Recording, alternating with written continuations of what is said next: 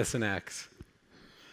I'm Craig Lipset. I work at Pfizer, and I look after innovation in clinical trials at Pfizer. And we have several hundred clinical trials ongoing any day of the week throughout the year.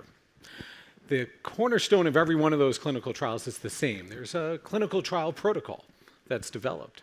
And there has been an amazing transformation in how that protocol is being developed today than even just 2 or 3 short years ago. And that change is something that I'm starting to think about as everyone included in protocol development. Because that transformation has been incorporating the voice of the patient into the design of our studies, not just in rare diseases where it kind of took off, but seeing that extend across our portfolio, seeing that turn into business as usual for how clinical trial protocols are developed. And whether that's engaging patients through advisory boards, whether that's engaging with advocacy, protocol simulations, there are lots of ways that people are doing it. But the exciting thing is that when people are doing it, something changes. There's something different as a result of that engagement. And that's not just a phenomenon at Pfizer. We're seeing that across the landscape of other progressive peer pharmaceutical companies. Now, at the other end of that clinical trial is a set of what we in the corporate world think of as deliverables. It might be publications, study results, clinical reports, data. What we're now starting to see is, what is the expectation, what is the deliverable that needs to be thought of for the patient? That same spirit and thinking of everyone included translated to the deliverables at the end of a study. Because at Pfizer, we're committed to publishing, and the results of our studies for any trial involving human participants, not that guy on the screen, but the humans, we're committed to publishing all of those studies, and we post them. But that doesn't mean they're accessible to patients. That doesn't mean they're accessible in terms of the language that's used for the papers. That doesn't mean they're accessible in terms of the journals where they're published. And so in 2013, we made a commitment that we were going to make available patient-friendly summaries of all study results and make sure that we have a mechanism to get them back into the hands of the patients who participated in those studies. But there is an asterisk. That's in countries where we're legally allowed to do that. Because believe it or not, there are some countries where that's still pretty ambiguous.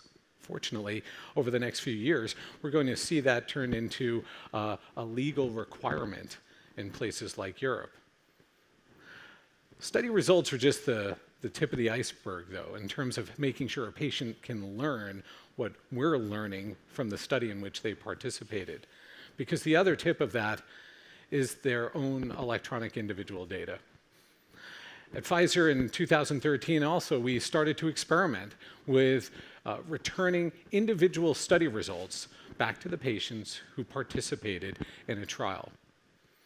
We started to experiment with the ability for patients to download their data when their trial completed. We were using the blue button format for that because, quite honestly, we weren't sure otherwise how to get it back to patients in a way that they would be able to do something with it.